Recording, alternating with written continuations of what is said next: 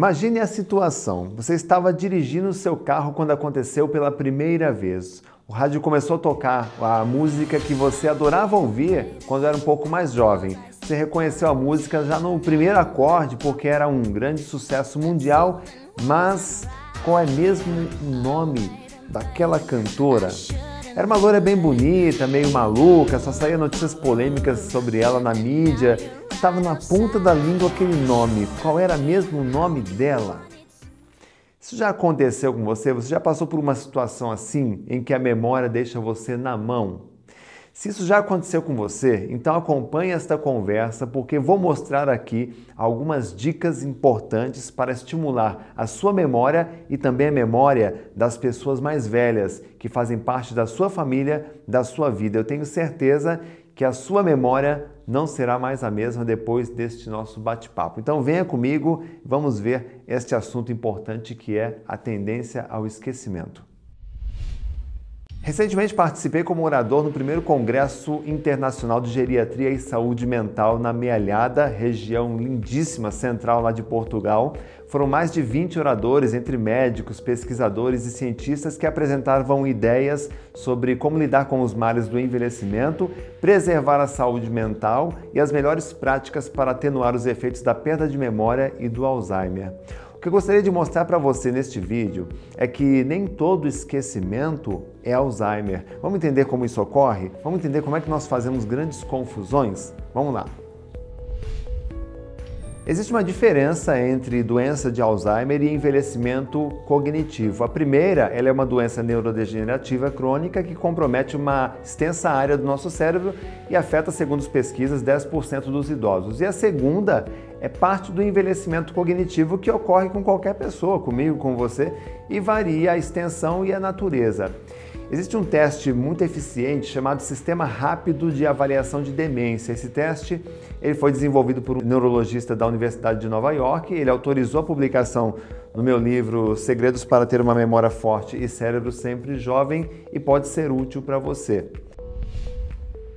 A população do mundo está diminuindo e envelhecendo, por isso é fundamental conhecermos o processo de envelhecimento e começarmos a cuidar bem dos nossos idosos, para com isso poder inspirar os nossos filhos. Afinal de contas, são eles que servirão nossa sopa quando não tivermos mais forças para levantar os braços. Por isso, vamos conhecer agora 3 estágios da doença de Alzheimer. O estágio inicial é quando o paciente apresenta quadros leves de confusão mental, perda temporária de memória e, eventualmente, não se recorda dos nomes de lugares ou tarefas. Nesse estágio, os esquecimentos não chegam a comprometer as atividades do dia a dia. Mas quando a doença ela é identificada nesse período, aí a boa notícia é possível controlar fazendo uso de medicamentos, terapias alternativas não medicamentosas, indicadas aí, claro, por um bom médico. No estágio médio, a doença evolui e agora compromete algumas atividades cognitivas do cérebro, como o raciocínio e a linguagem. É o estágio em que a falta de memória leva o paciente a não reconhecer, por exemplo, amigos, familiares, e apesar de nessa fase o Alzheimer não comprometer a atividade motora, ele leva o paciente a desenvolver certo grau de irritabilidade, agressividade ou até depressão em função de não conseguir realizar tarefas básicas do dia a dia.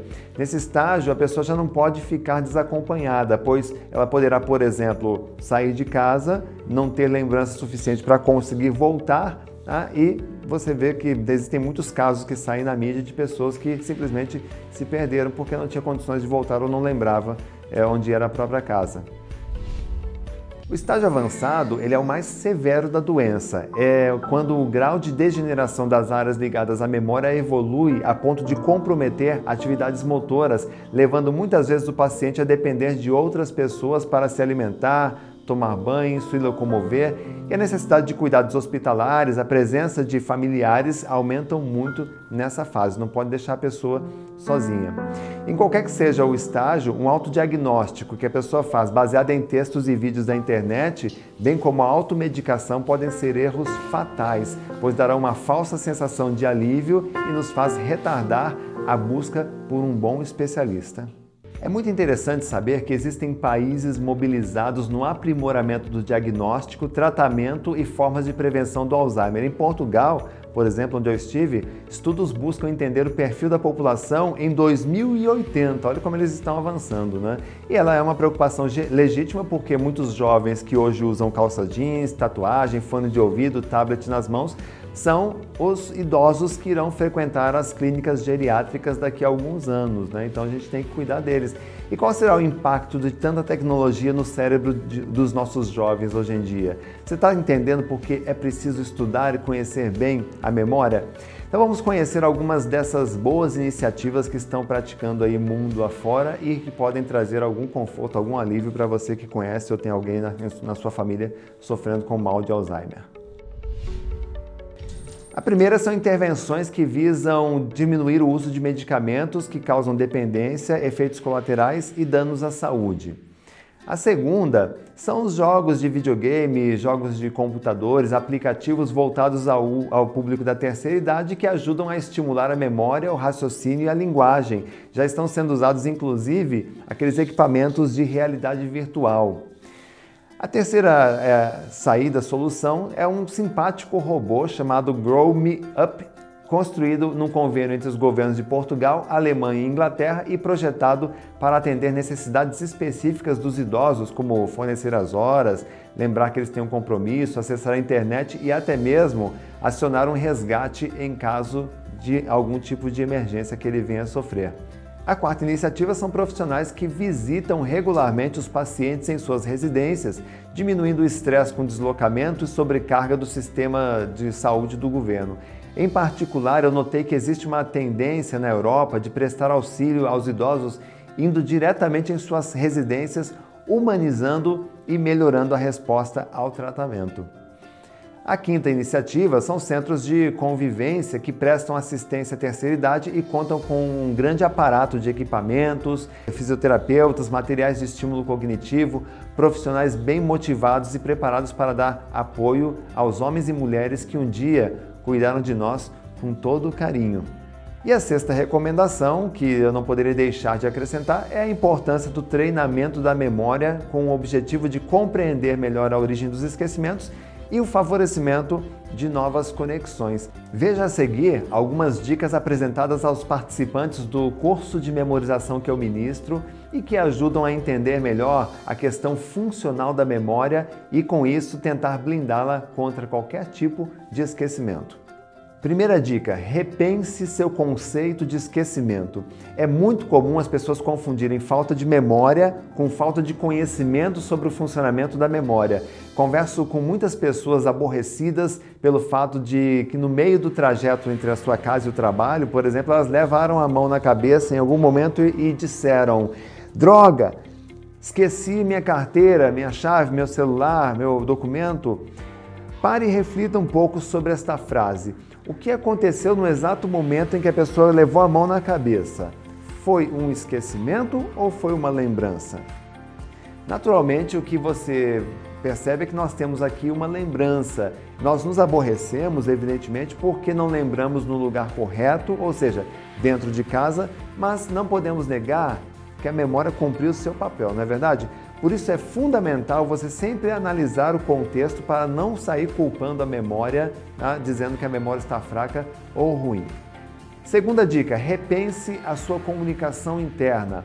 Uma das frases que mais ouço em função do meu estilo de vida, das minhas palestras, dos meus livros sobre técnicas para a memória é aquela famosa frase: eu não posso esquecer. Não posso esquecer de dar um recado, não posso esquecer de trancar a porta, não posso esquecer de tomar um remédio, sabe? Esse tipo de frase que você talvez diga de vez em quando, né? E o problema dessa inofensiva frase é que ela carrega um comando embutido. Pensa comigo, tá? Se eu disser a você, não pense na resposta de 5 vezes 5, que número vem à sua cabeça? Provavelmente 25, não é verdade? Obviamente, você teve que pensar no 25 para depois compreender o que eu estava lhe pedindo. E segundo esta lógica, quando você diz, não posso esquecer de tomar um remédio, vem a cena de um esquecimento. Não posso esquecer da carteira, vem a cena do esquecimento da carteira. E como os americanos adoram dizer, Tudo aquilo que você ensaia mentalmente aumenta a probabilidade de acontecer no mundo real. Por isso a minha dica aqui é a seguinte: sempre utilize uma afirmativa. Preciso lembrar de um recado, preciso trancar a porta, preciso lembrar que tenho que tomar um remédio às 16 horas. Próxima dica: confie nas técnicas de memorização. As técnicas de memorização, quando apresentadas de uma forma adequada, e aliás quem faz cursos comigo sabe que eu pego no pé mesmo para que as pessoas apliquem corretamente as técnicas, tá? Elas ajudam a reverter um processo inicial de esquecimento e fortalece a nossa estimulação cognitiva.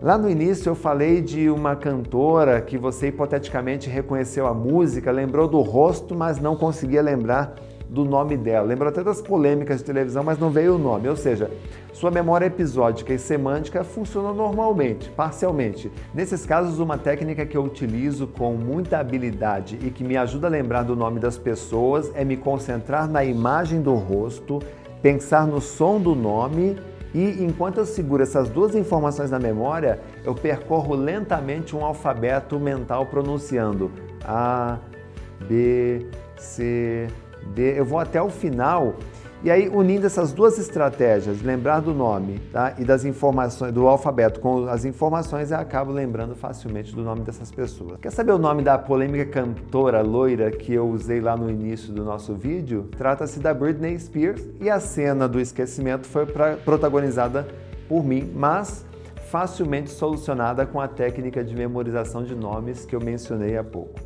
Convido você a fazer essa experiência também, utilizar as técnicas de memorização para treinar sua memória e lembre-se de utilizá-las também para ajudar a memória das pessoas que você convive no dia a dia, especialmente as pessoas idosas.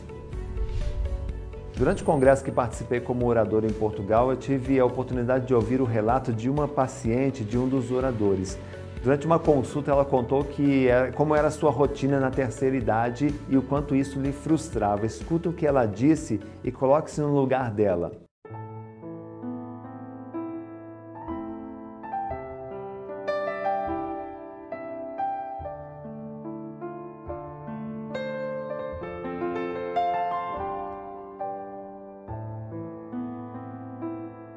Todos os dias eu acordo, tomo café e depois me sento num banco em frente à minha casa. Mais tarde eu faço meu almoço, como e volto a me sentar. E fico lá até o final da tarde, quando finalmente janto e vou dormir. Eu não tenho ninguém. Essa é a minha rotina. É triste o relato de solidão dessa mulher, não é verdade? Ele nos leva a fazer reflexões profundas sobre a maneira como tratamos os nossos idosos e nos preparamos também para o futuro. A humanidade ainda precisa caminhar muito em busca de respostas e tratamentos adequados para o Alzheimer, mas a boa notícia é que estamos avançando. O mais importante é não deixar os nossos idosos sozinhos. Vamos integrá-los à sociedade, vamos lhes proporcionar momentos felizes, afinal, os nossos exemplos é que dirão aos nossos filhos como eles cuidarão de nós quando envelhecermos, ok? Se você acha que esse texto lhe ajudou de alguma forma, compartilhe esse vídeo com seus amigos nas redes sociais. Deixe também seu comentário ou uma pergunta que eu prometo que tentarei responder todas elas como tenho respondido, tá? São as suas perguntas que ajudam a direcionar o nosso trabalho. Também lembre-se de se inscrever no meu canal e também ativar as notificações para que você sempre receba aí os vídeos mais novos, as melhores dicas para o desenvolvimento da sua memória, da sua mente e do seu futuro. Lembre bem, viva bem, um forte abraço, fique com Deus.